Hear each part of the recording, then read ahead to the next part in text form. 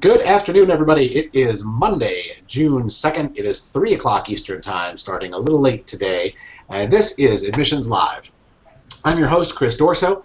Today on the show, I will be speaking with the Executive Board from the Collegiate Information and Visitor Services Association, CIVSA, who are set to kick off their annual conference later this week. And we will take you live to join them in Chicago in just a few minutes.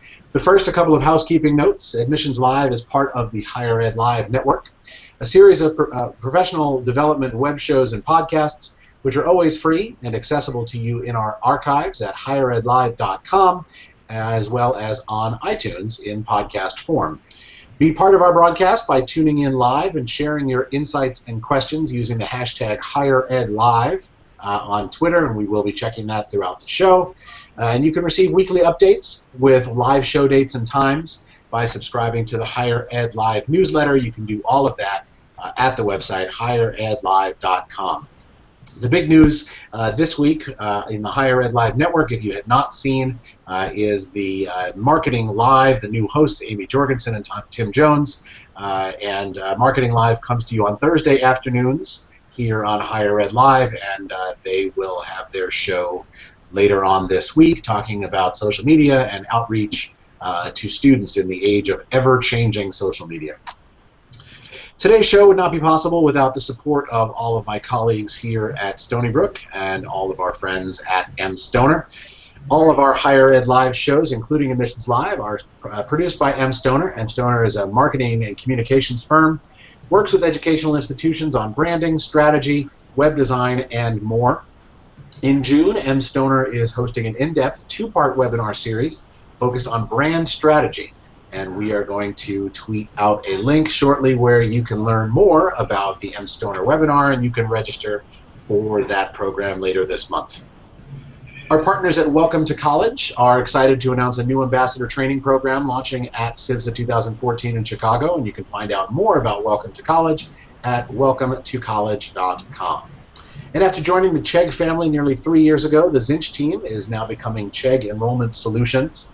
Join Chegg tomorrow at 2 p.m. for a free webinar that promises to provide top tips for transfer recruitment. Check your email if you are on the Zinch Chegg mailing list, as I am. You probably got that invitation about 2 hours ago or thereabouts, so make sure that you check that. And if not, we will send out a link to that as well so you can register for tomorrow's Top Tips for Transfer Recruitment webinar from our friends at Chegg. So, multiple guests this week. I'm kind of fired up. As we get ready for summer conference season, a lot of us are gearing up for our conferences at the national, at the local, at the regional level. One of the first ones out of the box this week is the annual Collegiate Information and Visitor Services Association Conference, which starts tomorrow in Chicago. And my guests today are Jen McKenzie, who is the Associate Director of Campus Visitation and Administrative Services at Hendrix College in Arkansas, Cindy Singley, who is the Director of University Recruitment at Auburn University in Alabama, and Tim Lippman, who is the 2014 Conference Chair from the Illinois Institute of Technology. So welcome, guys. Hi. Thank you. So I guess we'll start off and just tell us a little bit about CIVSA, who you are, what you do, all that jazz. Sure. Well, I'm Jen. I'll start off first just by telling a little bit about the background of the association, and then myself, and then pass it along.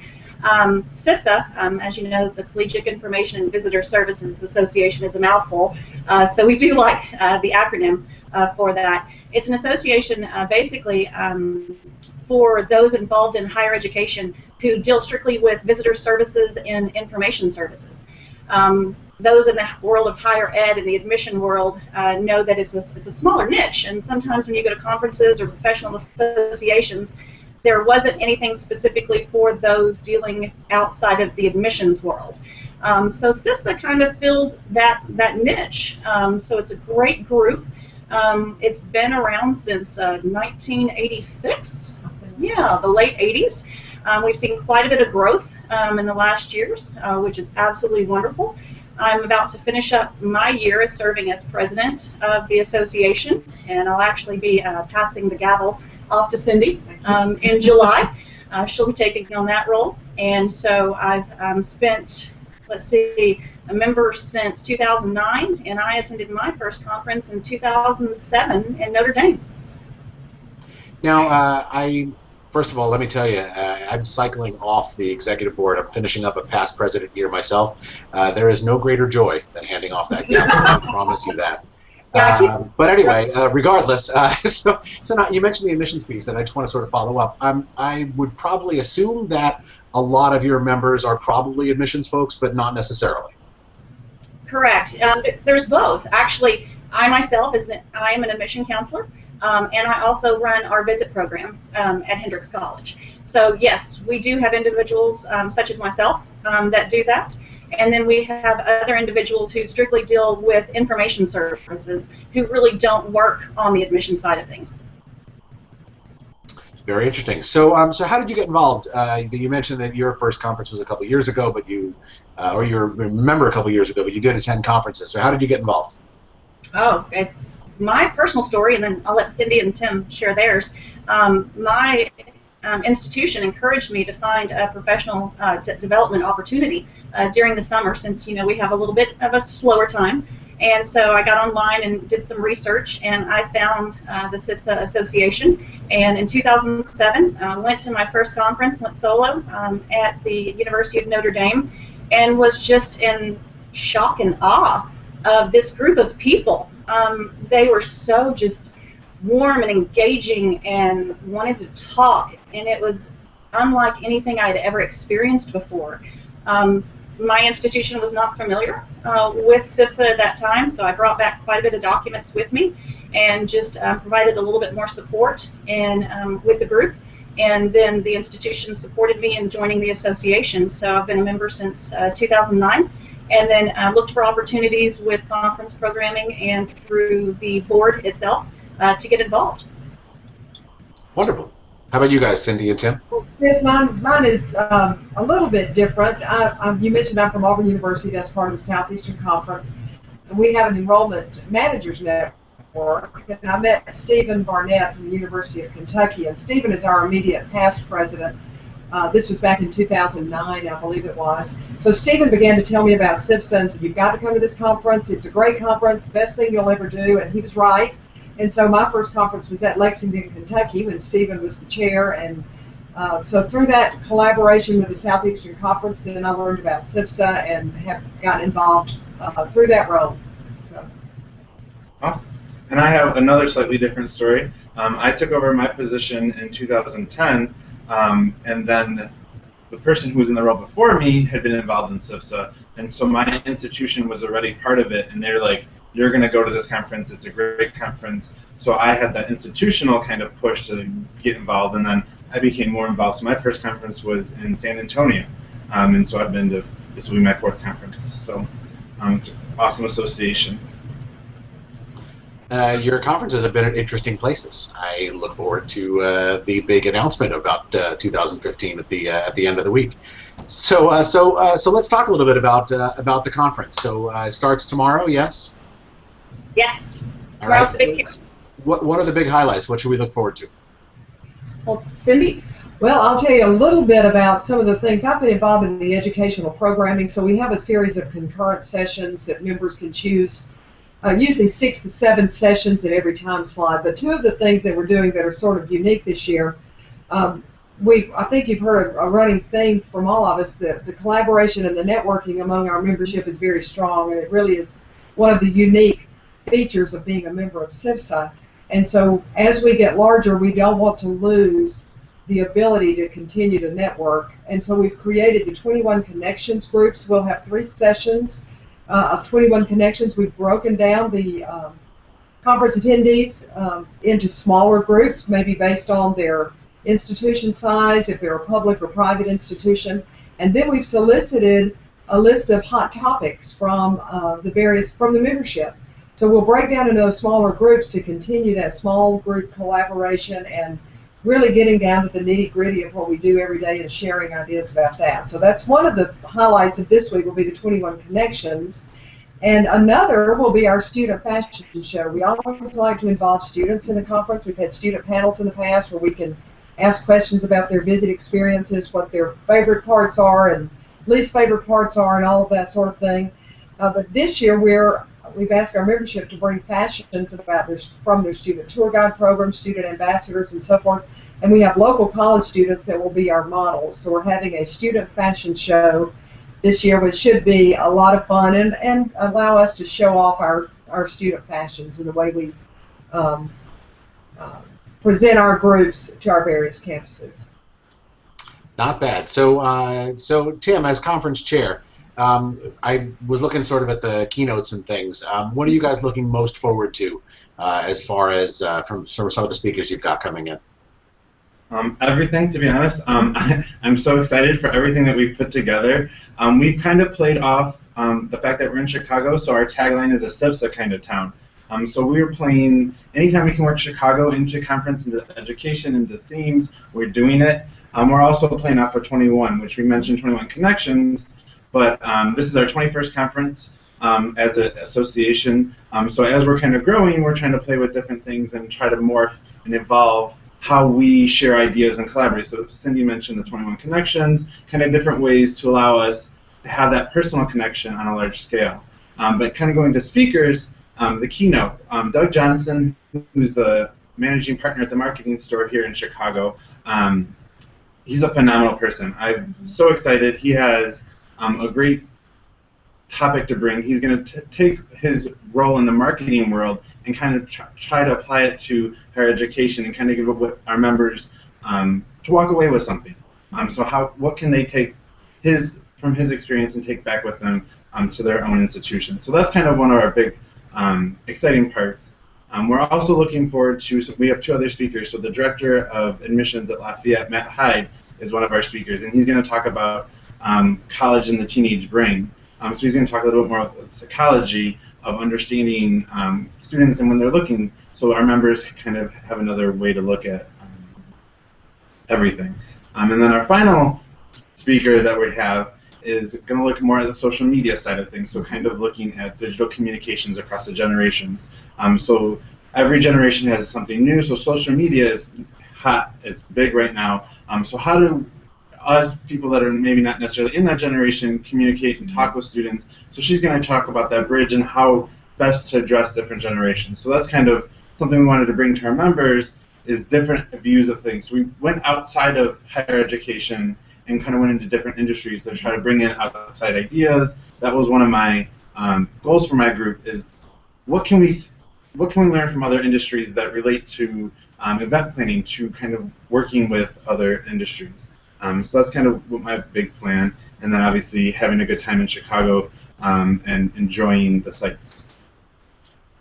Not bad. So I want to follow up on the social media thing. So how do you think the way that social media has changed the admission side of things? I mean, I could do an hour just on that, but how has social media changed the visit experience, for good or for bad? How have you seen that change?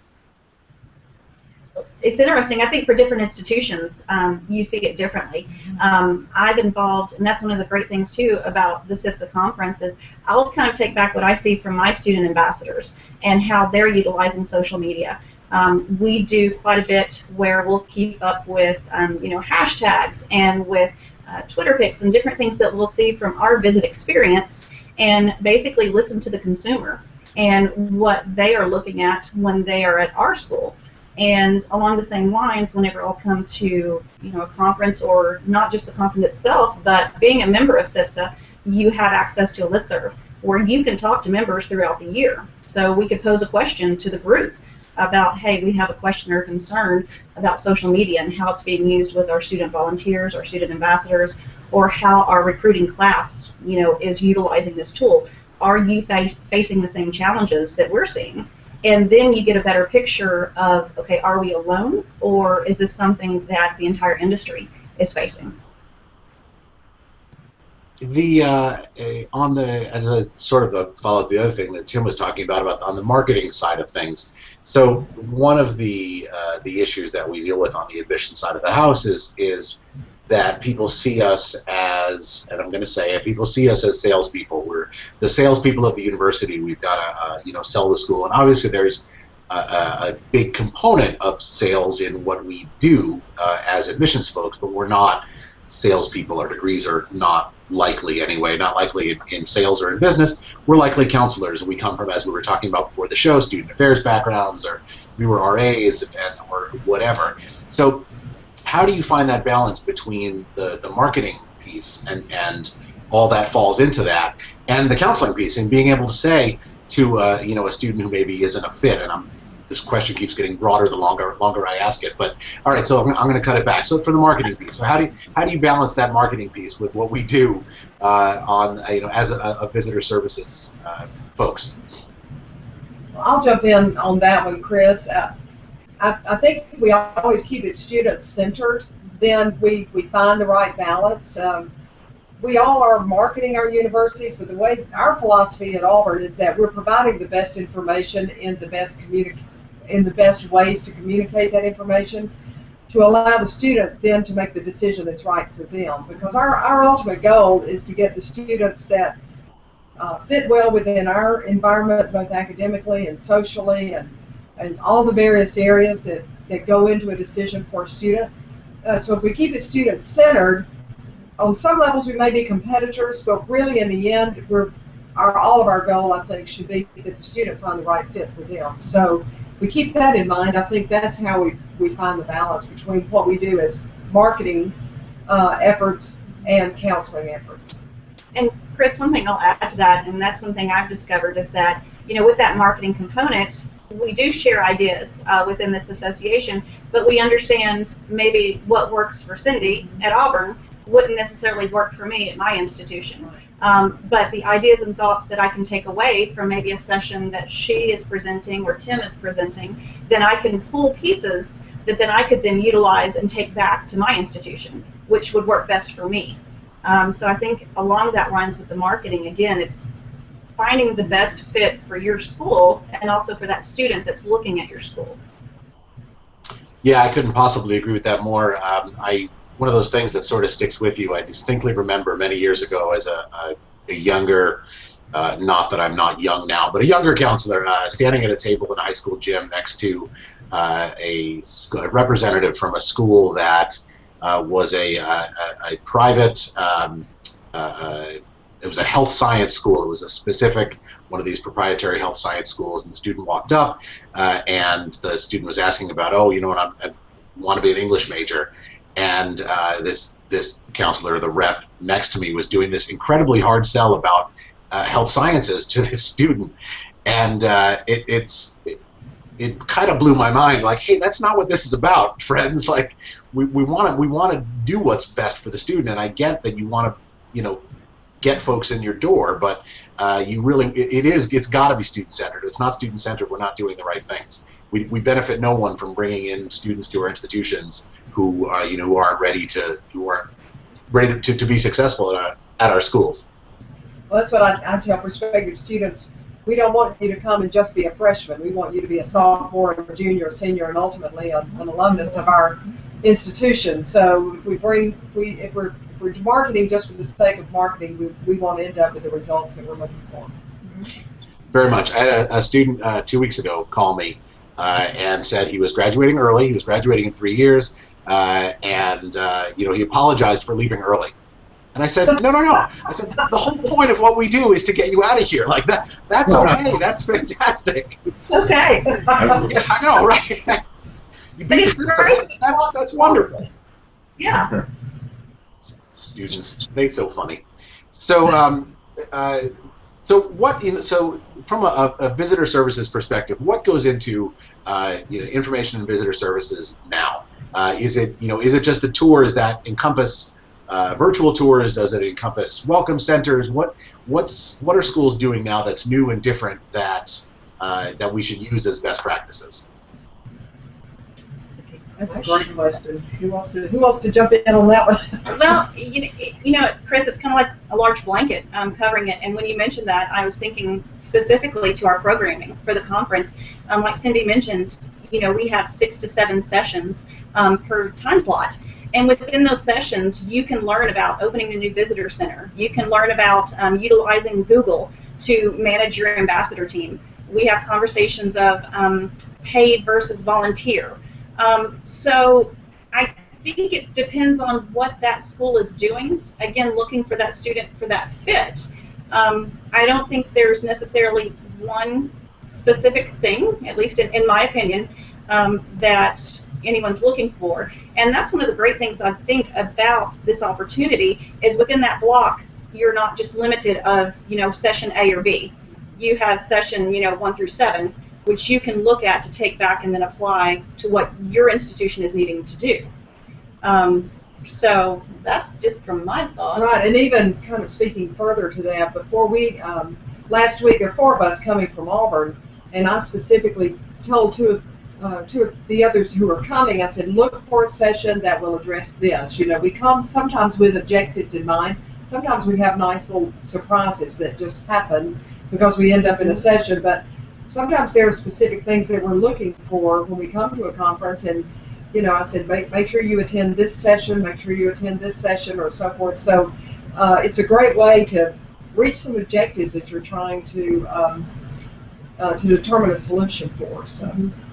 And one thing I think what we're trying to do is give the members the opportunity to kind of explore everything. And I think that's what schools are trying to do as well. So like we want to give as much information as we can, but we can't do it all the time every day.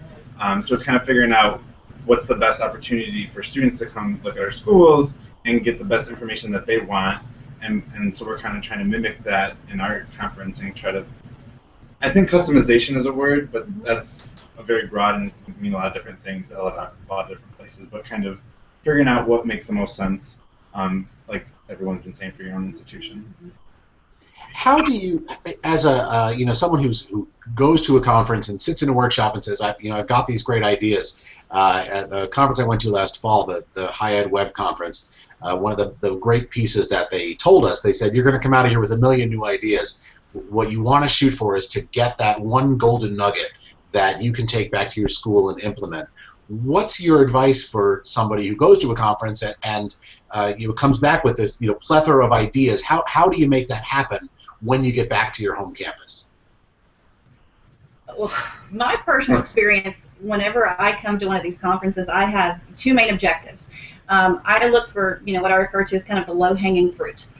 What can I take back, and what can I know that I can immediately implement? Whether it be something small, changing color of signage, just something that isn't going to take a lot of effort and resources, because budgets can be tight. And then what can I take back that's going to be at that 30,000-foot level? What's going to take a little bit more, maybe buy-in and understanding from others in the office, and then again taking that nugget and sharing it with others in the office and seeing kind of how it grows and where it develops. So that's kind of my mission when I come, is that I keep it small, because again, when you leave, you're pumped and you're excited and you're like, I'm going to go back and I'm going to put on my Superman cape and I'm going to change the world. And we know in reality that's not always going to happen, and you can get frustrated. And so you just have to put it into perspective of, okay, what is manageable and what can I do to make an impact? And then again, seeing that happen can then maybe assist you in getting to the next conference. Yeah, that's a really, really good point. For folks who want to get involved in CIVSA, obviously it's too late to register for this year's conference. Do you do things at the smaller level? Do you do regional things or local things, or is most of the focus of the organization at the national conference? No, that's a great question, Chris. Our association is divided up into 5 regions around the country, and we have regional directors for those regions, and they are challenged to put together regional events. Sometimes it can be a geographic challenge as well as logistic challenges as well as a planning challenge. But this year we have an idea that's already will be coming out of this conference. We're going to ask all of our presenters, and there are 37 different presentations that are being done by our membership for our membership. So we're going to challenge them during our faculty orientation tomorrow to consider doing a webinar on their session sometime during the year. So our goal is to have 10 webinars on Wednesdays. We're calling them WOW Wednesdays, so webinars on Wednesdays. Our president loves an acronym, so we're going to do an acronym. But we'll ask them to do 10 webinars throughout the year so that folks who may have been at conference but couldn't attend a particular session will have an opportunity to see that, or those members who are unable to be at conference will still have an opportunity to participate. We don't want to be so conference-driven that those members who are unable to travel to a conference location don't see the benefit of being a member. So we're trying to provide membership to the entire, or benefits rather, to the entire membership through these webinars. So we will also have some actually live and in-person regional events within various regions as well. But the webinars, I think, are a great idea that have been formulated, a kind of a brainchild, if you will, coming into this conference, that we'll see action of those coming out of the conference. And then also, Chris, one thing that's brand new, actually, that just started in 2014, we were challenged with the idea of how we're developing our professional staff, but we work with student ambassadors. Mm-hmm. And how did we develop our student ambassador team? Because they are the ones in front of the families, in front of the students. That's their tribe. That's who these students are going to connect with. So what can we do to basically give them some professional development? And so the board was challenged with that task because this conference itself is just for professional staff members. So this last year, actually in January, we hosted our first Student Development Institute that we held on the Furman University campus in South Carolina. And we had a great turnout. The feedback was fantastic. And so we will be looking to have another one of those conferences for students that will be coming up in 2015. So more information on that specific event, as well as membership with the association. And as Cindy had mentioned, the reveal for next year's conference for 2015, if you just go to CIVSA.org, you can find any and all information about the association, about conferences, and just anything you want to know. Again, the association is very transparent. We try to encourage people to basically become more involved versus, we don't have a lot of, I think, secrets because it is such an open and sharing association. So anyone that has questions, that's a great place to start. Yeah, and the other nice thing is when I started, the university paid for professional membership, which was just one person, and then over time I had brought back so much information that they decided to upgrade it. So you can start with one person commitment and then even upgrade that, and now we have 3 members that are members of CIVSA from our university, which is great. So that way I'm not responsible for collecting all this information because there's just so much. Mm-hmm. So now we have a lot of different opportunities. So you can kind of start small, get involved, and then kind of build up, so you don't have to make the full massive commitment at the beginning. Not bad. I like that the webinar idea. I like that a lot because again, that goes back to Jen, as you were saying about being able to take stuff back to the office. That's hey, this workshop that I went to that was so fantastic. We can all watch it in the office next week, and we can talk about how we can actually make this work on our campus. I like it. I like it a lot. So, so I guess we're going to run short on time, so I want to give you guys a minute to wrap up. What else? Any other advice that you would share for either for anybody who may happen to stumble on this between now and tomorrow for your conference, or for anybody who's going to a conference this summer? What is your recommendation for folks as far as professional development? Professional development in 15 seconds or less. Go for it. Wow. No pressure. No pressure whatsoever. No pressure. From my standpoint, you need to utilize conference the best you can. So figure out what makes sense for you, and then create a game plan, and then just do it. You never know when you're going to find a nugget of information, that golden nugget. So you just need to kind of get out there and have an open mind and just explore everything that you can. Look for opportunities in the most unexpected places. One of my favorite memories of a CIVSA conference was the Lexington conference, and I had just run down the corner to Starbucks to get a cup of coffee, and there was someone standing in line, and we both had our lovely name tag lanyards on, and started a conversation, and the next thing you know, we were sitting down for an hour sharing different stories about our ambassadors and our training program. And I took more away from just that hour conversation and developed that relationship with a colleague who works at an institution in California that I can still call upon for different things that I need. But it wasn't necessarily a program session. It was just an opportunity I took advantage of.